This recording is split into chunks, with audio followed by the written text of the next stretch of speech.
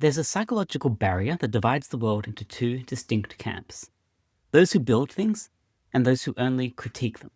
And this barrier has nothing to do with technical skill, intelligence, or even opportunity. It's the ability to absorb embarrassment. It's what we might call cringe tolerance. Every successful entrepreneur, artist, or innovator has had to endure the particular agony of putting imperfect work into the world.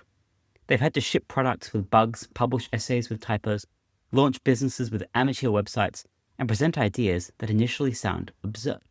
The difference between builders and non-builders comes down to this: who can stomach the discomfort and who cannot. Cringe tolerance describes the psychological capacity to act despite the certainty that others will judge your work as amateurish, naive, or embarrassing. It's the ability to post your first YouTube video knowing it will be awkward, to launch your website despite its obvious design flaws, to share your writing before it reaches professional polish. This tolerance operates on multiple levels: the immediate cringe of putting out work before it's ready, the sustained cringe of defending something imperfect, and the retrospective cringe of looking back at earlier efforts. Each level requires its own form of psychological fortitude. Facebook began as a crude Harvard directory with the tagline, "A Mark Zuckerberg production."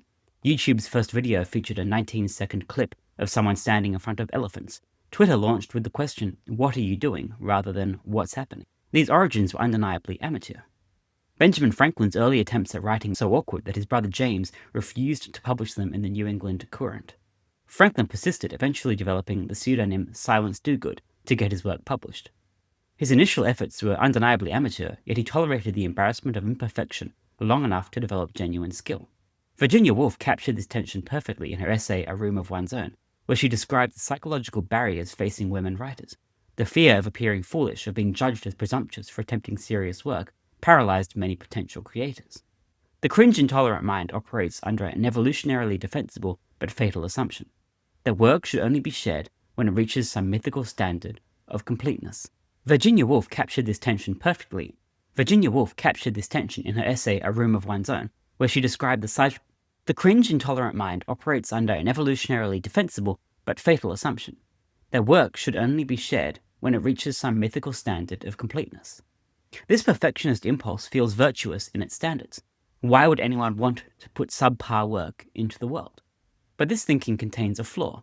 It assumes that perfection is achievable in isolation, that one can reach professional quality without the messy process of iteration, feedback, and gradual improvement. History suggests otherwise. The Wright brothers' first flight lasted 12 seconds and traveled 120 feet. Shakespeare's early plays were considered crude by contemporary standards. The first iPhone lacked copy and paste functionality. By refusing to tolerate initial embarrassment, you almost guarantee that you will never reach the competence that would eliminate it. The only path to eventually producing non-cringe is through the temporary production and embrace of cringe. Building means entering a feedback loop that inevitably begins with embarrassment. You create something imperfect, share it, receive criticism, improve it, and repeat. And this process only works if you can tolerate the initial discomfort of showing incomplete work. The cringe-intolerant never enter this loop. They polish endlessly in private, seeking some impossible standard of perfection before sharing. Meanwhile, the cringe-tolerant ship early, learn from real-world feedback, and iterate rapidly. And over time, this difference compounds. Think about the difference between a novice writer who publishes a weekly blog post, despite its obvious flaws, and another who spends months perfecting a single essay in private. The blogger will likely produce better work within a year, having learned from reader responses, developed their voice through practice, and built an audience that provides ongoing motivation. There is a social dimension here. Most acts of building require convincing others to take you seriously before you've proven yourself, pitching ideas that sound naive, asking for help when you're clearly inexperienced, and representing projects that are obviously incomplete. Most founders recall their early pitches as embarrassingly amateur. They mispronounced industry terms, made obviously flawed financial projections, and stumbled through presentations, but they persisted through this discomfort, gradually learning to communicate more effectively. The alternative approach, waiting until you can pitch perfectly, rarely works. And by the time you've achieved that level of polish, the market opportunity has passed you, or your idea has become outdated. The ability to tolerate looking foolish while learning becomes essential. The Silicon Valley culture of failing fast represents an extreme form of cringe tolerance, where embarrassing failures are almost celebrated as learning experiences.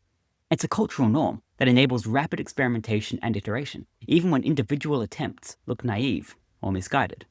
The creator who can stomach early embarrassment eventually produces work that is far less embarrassing than someone who has waited for perfection. This happens through multiple mechanisms. Practice improves skill, feedback refines judgment, and confidence develops through accumulated experience. More than that, audiences respond more positively to authentic imperfection than to sterile perfection. The early, rough attempts connect more with actual people than polished work that feels distant or manufactured. And this creates a virtuous cycle. Tolerance for imperfection actually leads to better outcomes. The discomfort of sharing imperfect work is temporary, while the regret of never sharing can be permanent. The embarrassment of a failed project fades quickly, but the pain of unexpressed potential can last for decades. The advice is straightforward. Start before you're ready, share before it's perfect, and embrace the temporary discomfort of appearing like an amateur. The alternative, waiting for competence before attempting, guarantees that competence will never, ever arrive.